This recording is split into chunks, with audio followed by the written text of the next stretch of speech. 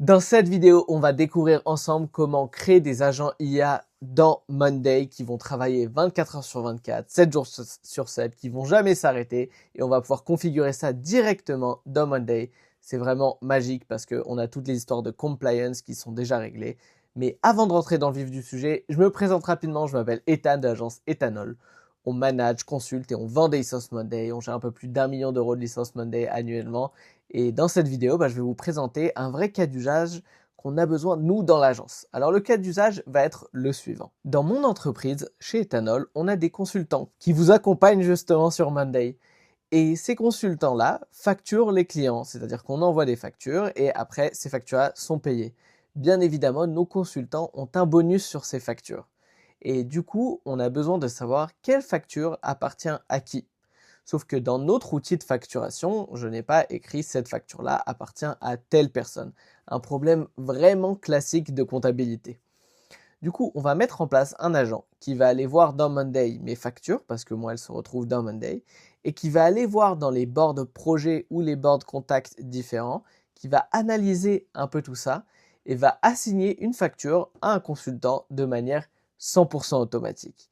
Maintenant qu'on a le cas d'usage, on est parti, on va entrer directement dans Monday. Let's go. Alors voilà, on est sur mon board de factures avec mes différents clients que je vais peut-être sûrement flouter et mes consultants. Et on va essayer de mettre un agent qui va prendre la ligne, qui va, grâce au email qu'on voit à droite et au client name, trouver à qui appartient ce deal. Alors comment on fait ça? Dans Monday, tout en haut à droite, on a ce petit onglet qui s'appelle agent. On clique dessus.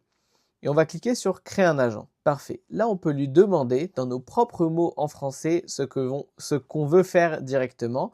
On va l'utiliser, ça va nous donner une bonne base, une bonne structure pour lancer un agent. Je veux créer un agent IA qui va tous les jours regarder mon tableau de factures et va matcher chaque facture à un consultant grâce à l'information dans d'autres tableaux. Il va pouvoir lire les emails directement dans Monday CRM, il va pouvoir voir les différentes interactions et donc matcher une facture à un consultant. Du coup, je lui donne mon contexte et ici, je vais un peu l'aider et je vais lui donner le nom des tableaux que j'ai envie qu'il regarde. Du coup, j'ai le tableau Invoice, ça c'est très bien. Et ici, là, je suis assez intéressé de comprendre pourquoi il ne me propose pas plus de tableaux, mais c'est peut-être, c'est un outil qui est, pour être honnête, encore jeune, et du coup, je l'ajouterai après le reste. On clique sur Enter et on attend qu'il processe tout ça. Alors là, Monday nous demande d'un peu designer notre agent IA. C'est purement du gimmick, ça n'a aucun impact sur la logique. Mais moi, je vais choisir... lui, il m'a l'air d'être cool, avec un fond orange. Et les cheveux orange, c'est parfait. On clique sur intégration.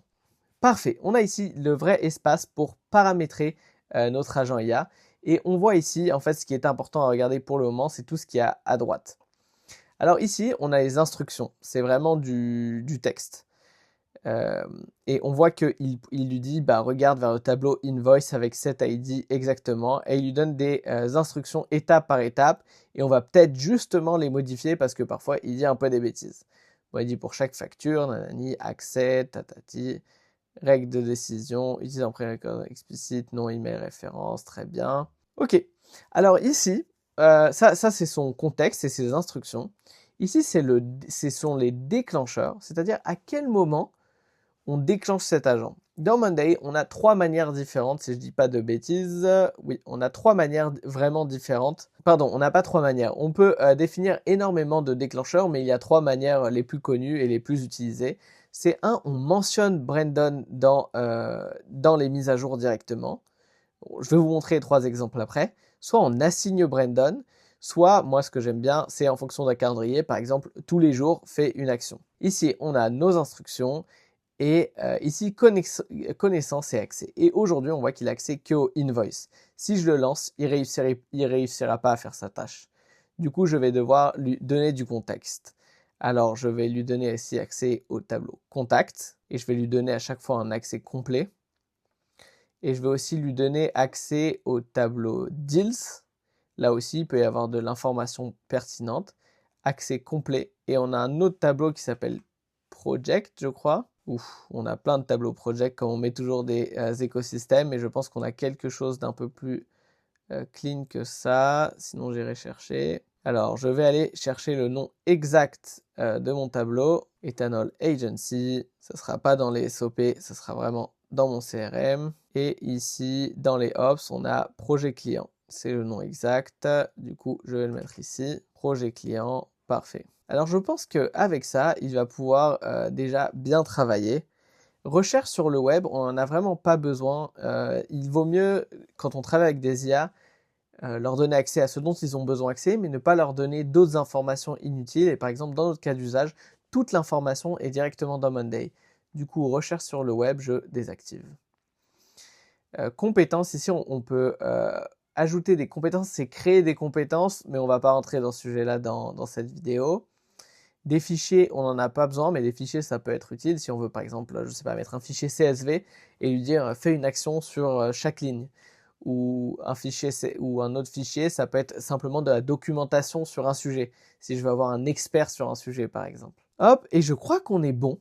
Et je peux le lancer maintenant, mais je vais d'abord l'activer. On est parti. Et vous allez voir ce qui se passe quand on l'active. Il va être à notre disposition directement dans Monday. Très bien, alors notre agent est activé, il va travailler pour le moment notre déclencheur, c'est soit quand on l'assigne à une tâche dans les mises à jour, soit quand on le met dans une colonne personne. Alors je vais vous montrer de quoi on parle de manière concrète. Je vais aller sur mon tableau Invoices et par exemple je vais Marois qui est juste ici, je peux l'enlever. Très bien, et si je veux ici activer Brandon, je vais dans mes mises à jour. Et je dis Brandon. Et Brandon se retrouve directement ici dans la mise à jour. Et je peux l'envoyer. Et là, c'est bon. Brandon, hop, commence à travailler. Il commence à travailler et on peut voir cette information dans mon autre onglet, dans Activité. Normalement, je vais peut-être faire refresh ma page. Et normalement, dans Activité, on va voir qu'il est actuellement en train de travailler. Et voilà, en cours, on peut même cliquer dessus et voir ce qui se passe de manière concrète. Hop, j'ai la structure du tableau, deal, project, et là il va aller faire ses recherches par lui-même tout seul. Et vous voyez, il est allé dans le tableau, il a cherché, et là il dit Assassin Marois, Nanani Marois, et il n'a pas trouvé de match pour cette facture. Ce qui est possible, peut-être qu'on n'a pas les informations dont on a besoin, et du coup là dans ce genre de moment-là, on va aller regarder manuellement pour comprendre s'il aurait dû trouver ou pas, et c'est là on va vraiment, comme un employé en fin de compte, l'éduquer et lui expliquer comment faire des choses. Du coup, je vais faire mes petites recherches et je reviens vers vous. Let's go. Je vous épargne les détails techniques, mais on voit juste ici que je lui explique comment il aurait pu trouver le consultant. Il dit « Ok, j'ai fait une mise à jour de mon propre cerveau. » C'est assez marrant de dire un cerveau pour un agent.